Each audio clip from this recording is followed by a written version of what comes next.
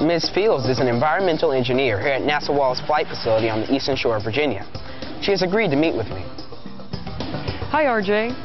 I read Kaylee's email and I checked out your research on the internet. I understand that you want to learn more about the impact of oil spills and how to clean them up. Yes, we have lots of oil globs on the beach, and we're all worried about the plants and animals. Well, you have good reason to worry. The toxic properties of oil can damage or destroy plants and animals. I mean, just a dime-sized blotch of oil on a bird can impair its insulating ability, resulting in hypothermia and death. That's really serious. How do you clean up oil spills? Well, the typical cleanup method for ocean spills is to contain the oil with floating booms and then pump it back into recovery tanks. Now, sometimes we do apply chemicals to help disperse the oil slick. Oil has made a mess of our beach. I can only imagine. And people don't want to go to a beach that's full of oil globs. Watch how a little oil spreads out, creating a slick on the water.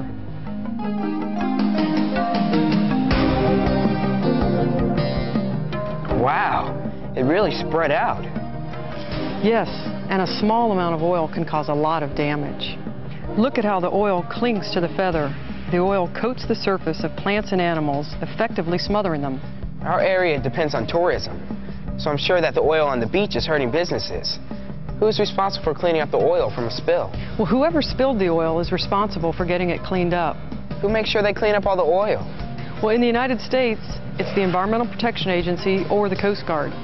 We learned about cleaning up oil spills from our NASA Sci-Files Kids Club. But aren't there other ways that can be done?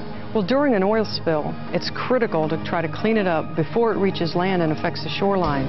So we need to be able to predict where it's headed. The paper dots simulate our oil slick. The slick moves with the water current, and then it's reversed by the wind and wave action. The waves also act to break up and disperse the slick. So how do you predict where it's headed? Well, we use planes to fly over the oil slick and we map its location. Then we use current weather and ocean forecasts to create a computer model to predict where it is headed to next. We also use satellites to track which way the oil spill is going to go. If the oil is at sea, why don't you just let nature take its course and clean it up? Well, waves will gradually disperse the oil, but it can take a long time depending on the amount spilled. If we act quickly to recover the oil, we can protect the environment. How long does it take the environment to recover from an oil spill? It can take years for natural environments to fully recover. That's why it's so important for people to realize that oil spilled in large accidents is not the only way to contaminate the ocean. What do you mean?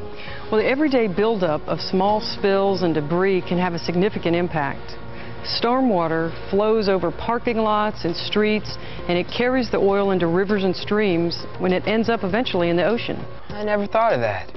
I guess that's why it's so important to recycle after you change the motor oil in your car. Yes, and it's also helpful if there's a buffer zone of vegetation that can trap some of the pollutants. Looks like we have our work cut out for us. The oil that's on the beach is from natural seepage, so I guess each city will have to clean its own beach. I'm sure they'll be looking for some good volunteers. Yes, and I know of 6 volunteers who can help in the beach cleanup. Thanks, Ms. Fields. You're welcome. Do you know where I can find Dr. Moisen? I sure do. Come on.